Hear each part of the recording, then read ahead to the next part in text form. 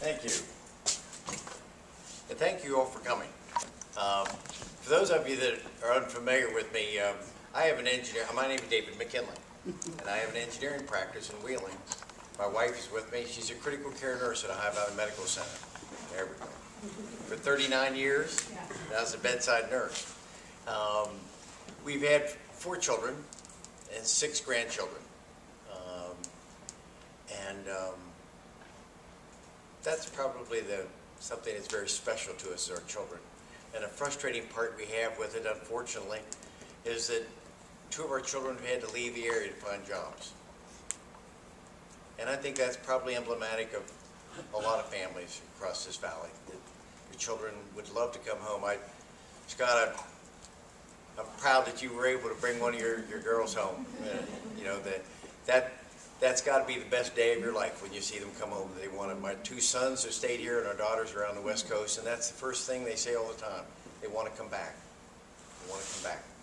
And I think it's the same story we're hearing all across the district.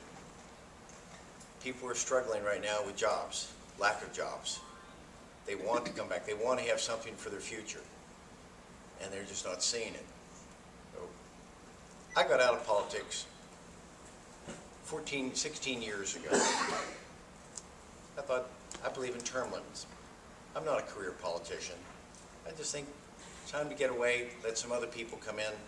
But over those last 14 years, what I've seen was concern. Mothers and fathers looking for something for their children. Neighbors looking for jobs. People out of work. I looked at what was happening in Washington, both sides, both parties, pointing fingers at each other and nothing progressively happening. It was just more of the same and everything was all right. So I decided, Barry and I got together and I'm 63 years old. I'm not trying to find a career. I have a career. I have a wonderful architectural and engineering practice. Maybe we could take to Washington some common sense, what we've learned over the last 63 years, 45 of it as being a small businessman.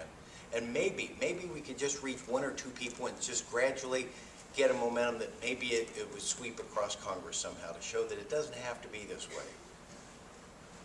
The American dream that I grew up with, I hope all of you believed it. I want you to continue to believe in it. But it's under attack. Kids today, there was a poll taken just not too long ago. For the first time in the history of polls, the children don't think that their standard of living, their lifestyle will be as good as their parents was. That they've kind of thrown in the towel. I don't want to see that thrown in the towel. I want to inspire people to be better. I want to do all the things that these guys have done in the legislature. I served there for 14 years to try to do what was right, to try to make things better. And we saw some things happening, and I just believe in my heart we can do it again. We don't have, this valley doesn't have to be in such despair. We don't have to have people closing their plants. We don't have to have such a hardship of trying to find jobs. We can just focus back again and get back to the fundamentals. So our campaign primarily is looking at 4 things. We're talking about jobs and the economy. We're talking about readdressing the health care bill. We're talking about getting spending under control.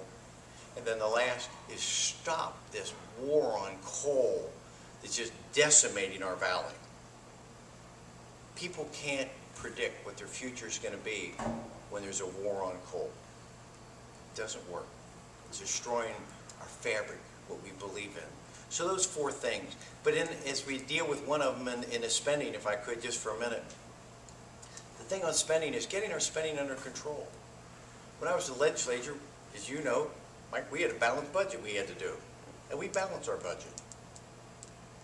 And in Congress, we need to balance our budget. If we and our families have to balance our budget, why isn't Congress balancing its budget today? We did it for 4 years, 99, 2000, 2001, 2002. So Congress can do it. It's just a matter of commitment, of focus, and dedication to make it happen. And one of those deals with Social Security. You shouldn't be Social Security shouldn't have the problem that's in. But what's happened is Congress keeps raiding the Social Security fund, taking money from Social Security to spend for something else. What we've talked about in the campaign is very simple with it, is build a firewall around our Social Security monies. Only that money, it only is to be used for senior citizens. If you pay into that account, it's only for that. Congress can't use that money for some other purpose. Only for that. And I'm told through several foundations that if we can get that firewall protection around our Social Security, that we can extend our Social Security to 10 to 15 more years. But more importantly, it's getting our people back to work. I think it's unconscionable that our government just spent $850 billion of stimulus, but yet our country is still sitting with a 10% unemployment. People are still hurting. Where are our priorities? To me, it's all about jobs. Jobs and getting our people working again.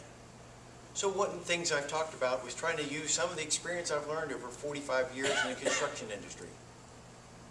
If you tap into the construction industry, they are the hardest working people besides the manufacturers. They're out there every day in the rain and shine trying to build buildings and trying to do things. It's the construction industry. Tap into that. So we got a plan.